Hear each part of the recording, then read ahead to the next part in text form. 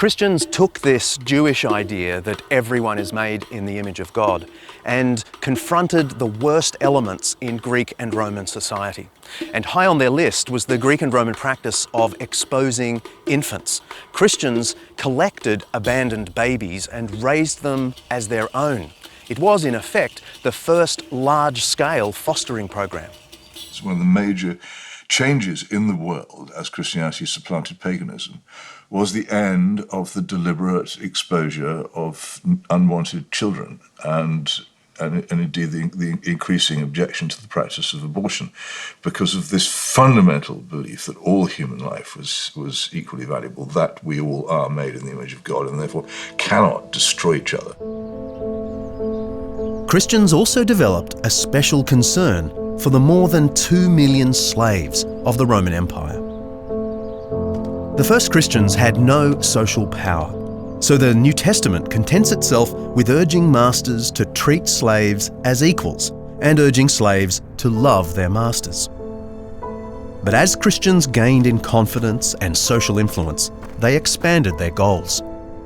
A Christian text written here in Rome in the 2nd century urges wealthy Christians to use their money not just to feed the poor, but to buy up distressed souls, slaves. Instead of expanding their fields and renovating their villas, wealthy Christians were meant to purchase slaves they heard were being mistreated in the local district, bring them into their homes and treat them as family. In this very early period, Christians couldn't overturn Roman slave law, but they could modify the experience of slavery from within. One of the typical bits of the stories of the saints and the great figures of the 4th and 5th centuries, when they have a religious conversion or when they decide they need to be more serious as Christians, they free their slaves. It's as if that's one of the things you do if you want to show you're serious. You set your slaves free. By the 5th century, Christians began to confront slavery head-on. St. Augustine was one of the most important figures of the early church. He was a sometime resident of Rome and also the bishop of the port town of Hippo over the horizon. He's mainly remembered as a towering intellectual, but he was also involved in practical efforts to fight the slave trade that crisscrossed these waters.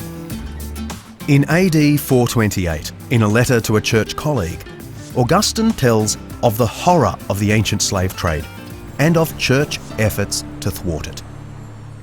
About 4 months prior to my writing this, there were brought in people assembled from various regions, and especially Numidia, by the Galatian dealers, for they either monopolise the trade or apply themselves to it with special relish, with a view to their being shipped out through the port of Hippo. There was not lacking a believer, aware of our custom in acts of mercy of this kind, who reported it to the church. Immediately, 120 people were liberated by our members. Hardly anyone could keep back tears on hearing the different stories about how they were kidnapped or press-ganged before being handed over to the Galatian slavers. It sounds noble now, but at the time, to their Greek and Roman neighbours, this Christian behaviour seemed odd and wasteful.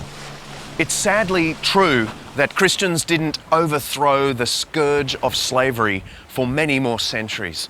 It's equally true that in ancient times, they were the only ones doing something practical to subvert it.